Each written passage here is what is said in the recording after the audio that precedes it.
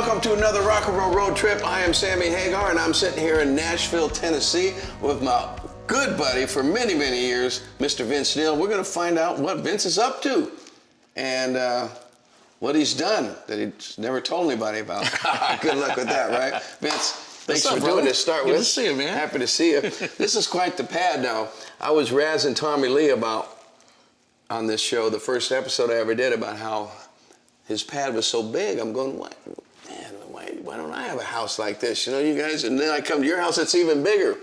So, gotta be bigger, man. Bigger than the drummers. That's right, I'm the singer, I gotta be bigger. Yeah, okay, I'll drink to that you later. Know that. You know that. But so what are you gonna do? Crew's done. Are you telling me the crew is completely done? Yeah, crew's completely done. But you know, I'm not doing anything different than I haven't done before. You know, when Crüe wasn't touring, I always went out and toured with my solo band. Do you like being a solo artist better than being in a band, or you think? You know what, I've been with these same guys for like 10 years, so it doesn't feel like I'm a solo artist, you know, because it's the same guys. Wait a minute, do you split the money even? Absolutely not. You're a solo artist. That's what makes you a solo artist. See, folks, I knew I'd get something out of him. No, we don't do that. Do you tell everybody what you want done? Do you do what you want to do when you want to do it? You're a solo artist. I guess if I pay the bills, yeah, I'm that a solo too. artist. Yeah, exactly. Yeah, that band stuff, splitting it all up and all that's okay and everything. But man, when you try to make a decision sometimes in a band, it's like there's always one guy, well, maybe we should, okay, wait for Tell me about it. I was in Mötley. I know, that's what I'm saying. That's brutal. That makes a guy like you or I want to be solo artists, I think. Yeah. You know, that's because exactly. Me, it is. It's a lot of fun. You know, obviously it's not all the big giant bells and whistles that Mötley Crüe did, but you know, it's just fun going out there and you know, with a pretty basic show. But you know, it's great. It's just like I like the song. Let the music do the talking. You know, we go out there and just go have fun. Nashville. What the fuck? Wait a minute. They said Vince is living in Nashville. I wanted to do you in Vegas, and you're in Nashville. I didn't realize you full-time, part-time? You know, 80% of the time. You know, we still have our place in Las Vegas, so you know, we're always going back and forth. But you know, we moved here because we had horses in Vegas, and the horses, you know, it's 120 degrees out. The poor horses are, you know, they're outside and stuff. And so I had actually did a concert here in Nashville, and it was like LA in 1980s. I mean, all the great studios are here, right? Yep. All the great writers are here. All the great studio musicians. I used to all think those guys were thought of as mostly the LA guys. I don't know if they moved here or just that these guys came up. It was funny. I was unloading the truck with my Lamborghini comes off. It won't start. Sitting in the middle of the road. Of course. Got a big semi truck sitting out there with a bunch more cars coming out, and this old guy comes out in front of the semi truck, and he starts yelling, "What the hell's going on?" I'm thinking to myself, "Wow, this Tennessee Southern hospitality. Get that truck out of here! What the hell?" And it was Brad Whitford. Oh, from Aerosmith. So he lives in this neighborhood? Yeah, he lives just a couple miles down the street. And they always you ever seen American Pickers? You know, that show, like the guy, Mike Wolf, he lives, I could walk to his house from here. Justin Timberlake's supposed to live around here, but he actually looked at this house, and he thought it was too big. Shows you them rockers. Us rockers. That's we right. Let the rocker get it. Nothing's too big for us. That's man. right, man. Look at these shoes. Oh. It's funny, too, because this whole thing kind of even started when my girl Rain, we did that show Wife Swap, right? And it was with the Nelsons. And so she came out here, and Gunner's wife went to Vegas, and like the first people that Rain met when she was out here was Brad and met a bunch of other people. They're like to have jams every Wednesday night around the campfire. The musical capital, man. Cool. The musical capital. I mean, I bet you'll be a better musician in the next couple of years from living here than just hanging out in LA playing the same old guys, doing the same old stuff. I'm proud of you. I might move in your guest house. Yeah, absolutely. The barn would be good for you. But now, you did Wife Swap? Yeah. You're a secure guy, man. But I wouldn't let my old lady go to nobody else's pad. Or what the hell, man? Nothing happened. We just did the thing and we hung out. I mean, that was Vince, you can't sleep with somebody else's beautiful woman. No, you it can't wasn't. We didn't wife swap. The show was called Wife Swap. Oh. It wasn't like we were like, hey Gunnar, what's your lady doing this week? I don't know. What's yours doing? Okay. Besides that, what's the craziest thing you ever did, Neil? Oh, come on. I don't. Craziest thing. Well, something pop in your mind? No? I mean, people know you've done some crazy things. I know you've done some crazy things, but I'm sure there's something maybe you've done it where you go, you know, you sit at night sometimes and you go, you know, you ever... I moved to Nashville. Yeah, okay. All right, I'll drink to that later. Yeah, you want to walk around? Yeah, let's go. Show me around.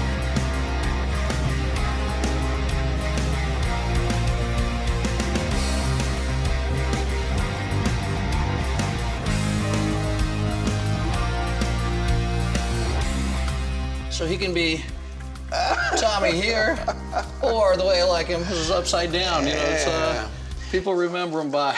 You know, Vince is used to seeing him that way because either Vince is on his back, out looking up at Tommy, or and he looks upside down, or Tommy's swinging upside down in that $300 million roller coaster that he's got on stage, using up all the money. How could you guys let your drummer spend that much money? I don't know, man. We created a monster.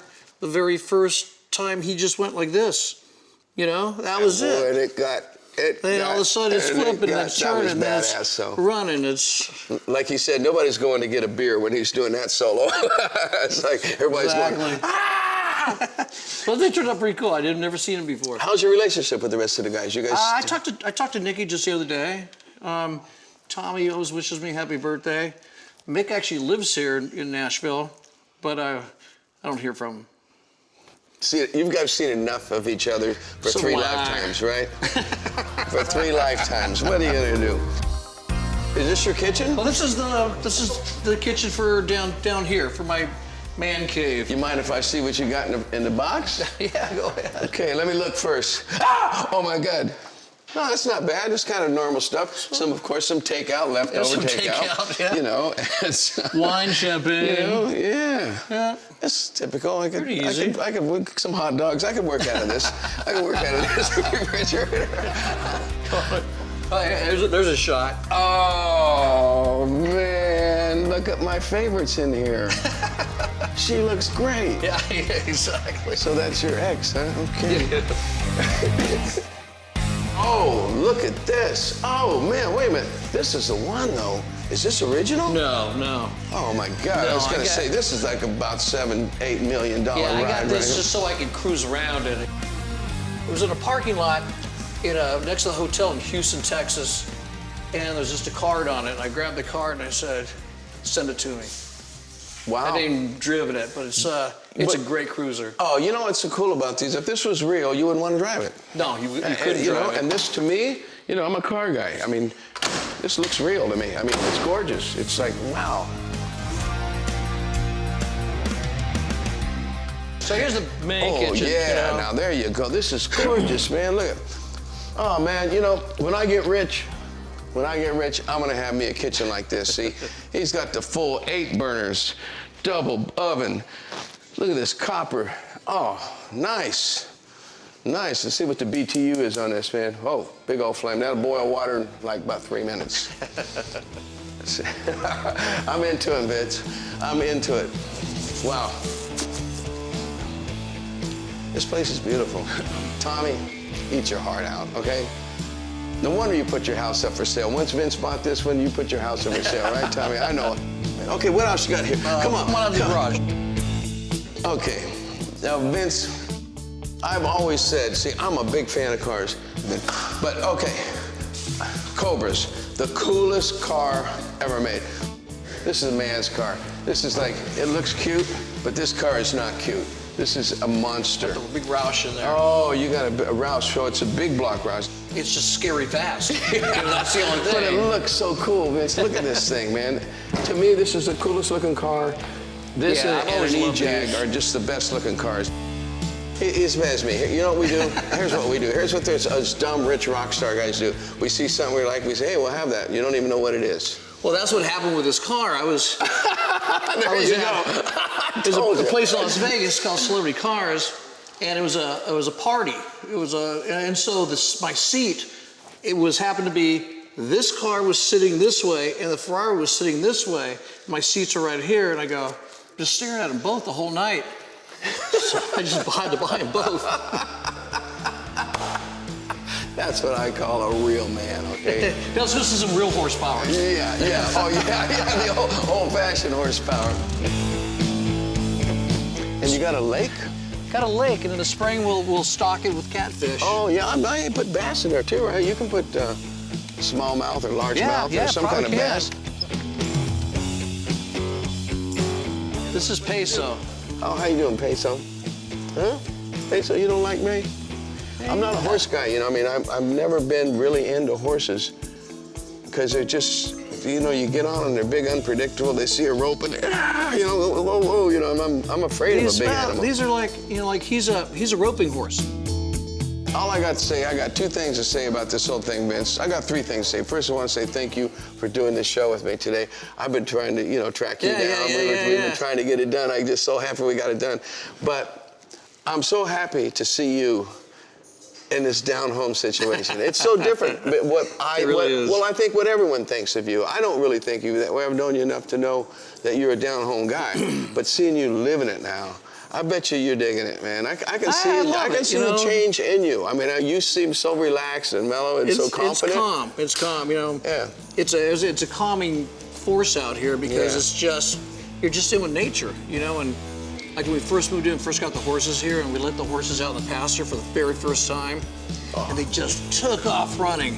And it was like so cool because I can feel it. I can see it. Let the horses be horses, you know. Let them run. And so every morning, you know, I look out and I got to see the horses doing their you know, eating and running around and playing, and it's what a way to spend the second half of your life.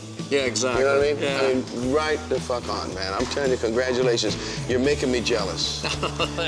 And the answer, Vince, is no, I am not riding a horse. This cowboy is out of here. Thank you for another Access TV rock and roll road trip with my good buddy, Mr. Vince Neil, in the house. Hey, welcome back, everybody. Hope you're digging all this. Look, I'm sitting here at this wonderful studio in Nashville. Nice little cozy joint, man. It's like soulful as hell. All these beautiful guitars on the wall, and I just, you know, you got to record. It's a place called Phoenix Studios, and it's a converted house, so it feels homey. It feels great. And what are you going to do? I mean, I've never recorded in Nashville in my life. Some of the greatest records ever in the world came out of this city. So I'm going to do a silly song. Hope you can understand why I would do a song like this. John Sebastian. First of all, this is a 1967 Guild guitar. My wife was born in January 1967, and in January 1967, the Lovin' Spoonful played this song on the Ed Sullivan Show because it was a hit then. So we got all this 67 stuff going, you know, me being a number nut, you know, and all that. So, yeah, this song's about Nashville. Because what's so hip about this song is that this is 1967, and probably the first rock band that I know of that was coming to Nashville, besides Elvis Presley, but I'm talking about the next generation of rock, the British Invasion and all that, and then the Lovin' Spoonful, who had all them hits. And John Sebastian wrote this song about Nashville. Some of the best guitar players, the best pickers, best musicians, the best songwriters come out of Nashville, and this is a great song. Not my style of playing, you know what I mean? Or singing, but this is a great song. Nashville cats play clean as country water. Nashville cats play wild as Mountain Dew. Nashville cats been playing since his babies. Nashville cats get work before they're two. Well, there's 1,352 guitar pickers in Nashville, and they can pick more notes than the number of ants on a Tennessee anthill. Well, there's 1,352 guitar pickers in Nashville, and anyone done cracks a guitar, play it twice as better than I will. I was just 13, musical proverbial knee high. when I heard this tune on the jukebox and it blasted me sky high. And the record man said everyone was a Yellow Sun record from Nashville. And up north ain't no one that buys them, but I said, but I will. And it was Nashville cats playing clean as country water. Nashville cats play wild as Mountain Dew. Nashville cats been playing since there's babies. Nashville cats get to work before they're two. Woo. Thank you, John Sebastian, for that song.